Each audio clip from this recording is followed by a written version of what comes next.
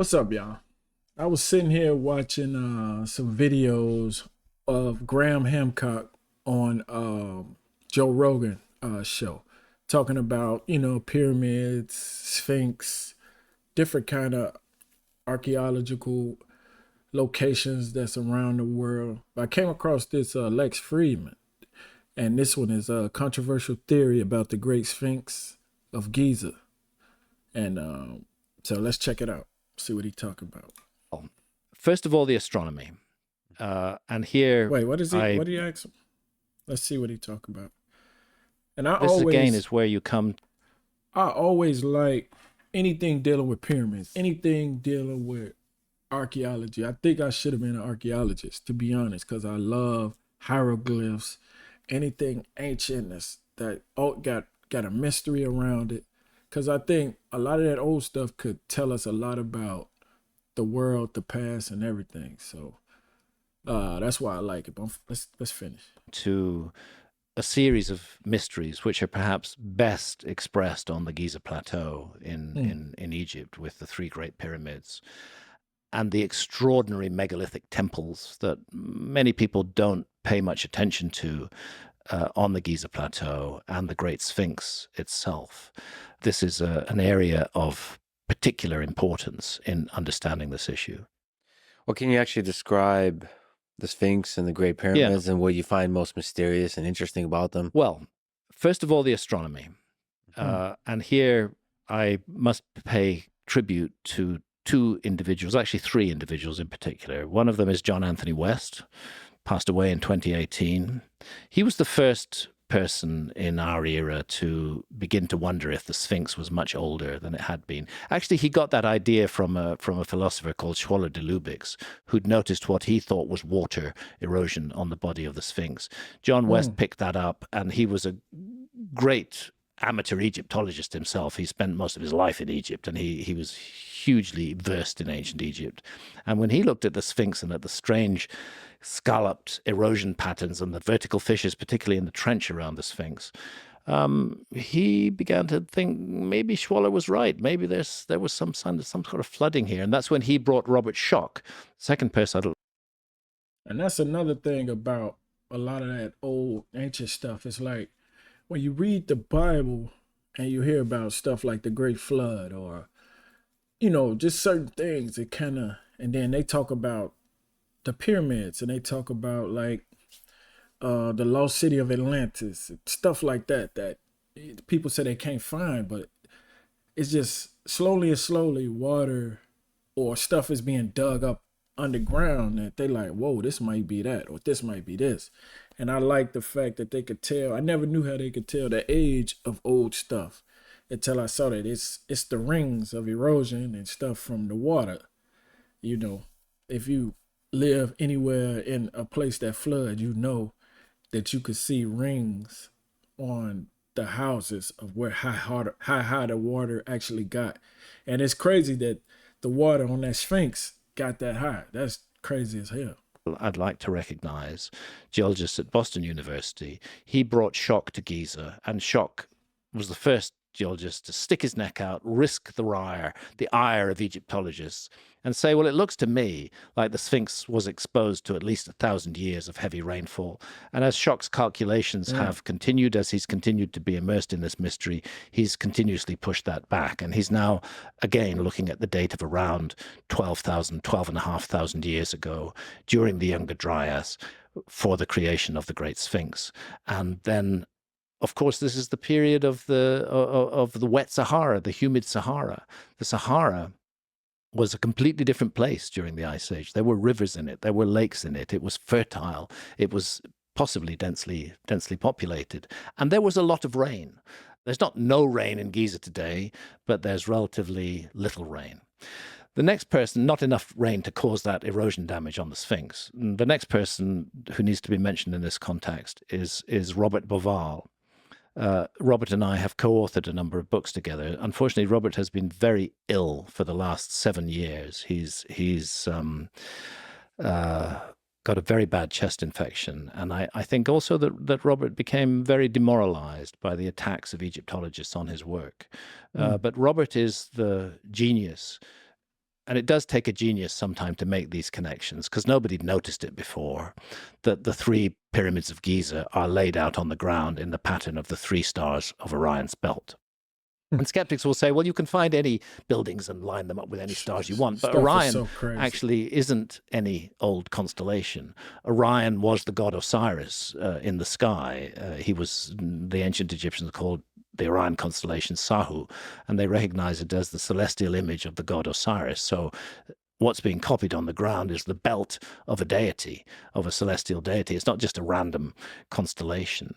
And then when we take precession into account, you find something else very intriguing happening.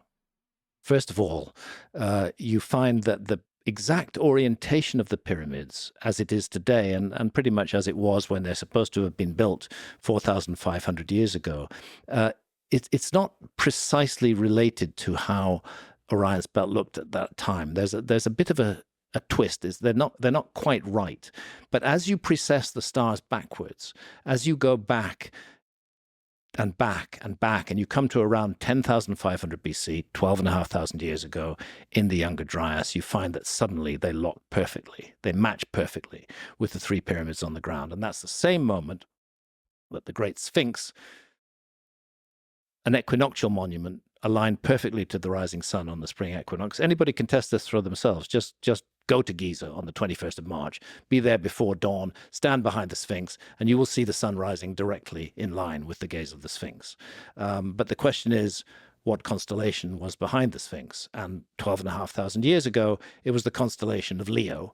And actually, the constellation of Leo has a very Sphinx-like look. And I and my colleagues are pretty sure that the Sphinx was originally a lion entirely, and that it, over the thousands of years, it became damaged, it became eroded, particularly the part of it that sticks out, the head. There were periods when the Sphinx was completely covered in sand, but still the head stuck out. By the time you come to the 4th dynasty, when the Great Pyramids are supposedly built, by the time you come to the 4th dynasty, the head of the lion, original lion head, would have been a complete mess. And we suggest that it was then recarved into a pharaonic head. Egyptologists think it was the pharaoh Khafre, but there's no real strong resemblance, but it's definitely wearing the Nemes headdress of an ancient Egyptian pharaoh. And we think that that's the result of a recarving of what was originally not only a lion-bodied, but also a lion-headed monument. It wouldn't make sense if you create an equinoctial marker in the time of Khafre, 4,500 years ago, and the Sphinx is an equinoctial marker. I mean, it's 270 feet long and 70 feet high, and it's looking directly at the rising sun on the equinox.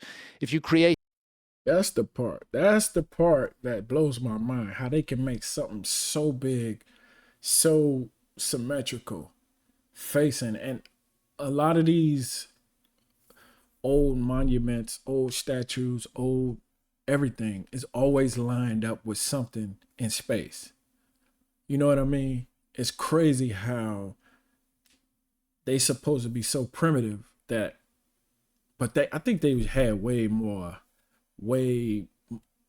better technology than we have today. It's crazy to say that, but it was different in how they used it. It's hard to imagine how. It's just crazy. It then, you would be better. You'd be more likely to create it in the shape of a bull, because that was the age of Taurus, when the constellation of Taurus housed the sun on the spring equinox. So why is it a lion? And again, we think that's because of that observation of the skies and putting on the ground, as above, so below, putting on the ground an image of the sky at a particular time. Now, the fact that the Giza Plateau, it's a fact, of course, that Egyptologists completely dispute, but the fact that the principal monuments of the Giza Plateau, the 3 Great Pyramids and the Great Sphinx, all lock astronomically on the date of around 10,500 BC, to me is most unlikely to be an accident. And actually, if you look at computer software at the sky at that time, you'll see that the Milky Way is very prominent and seems to be mirrored on the ground by the River Nile. I suggest that may be one of the reasons amongst many why Giza was chosen as the site for this very special place. So the point I want to make is that that That's an crazy too. astronomical design on the ground, which memorializes a very ancient date, does not have to have been done 12,500 years ago. If from the ancient Egyptian point of view, you're there 4,500 years ago, and there's a time 8,000 years before that, which is very, very, very important to you, you could use astronomical language and megalithic architecture to memorialize that date on the Giza Plateau, which is what we think we're looking at, except for one thing, and that's the erosion patterns on the Sphinx. And we're pretty sure that the Sphinx, at least, does date back to 12,500 years ago.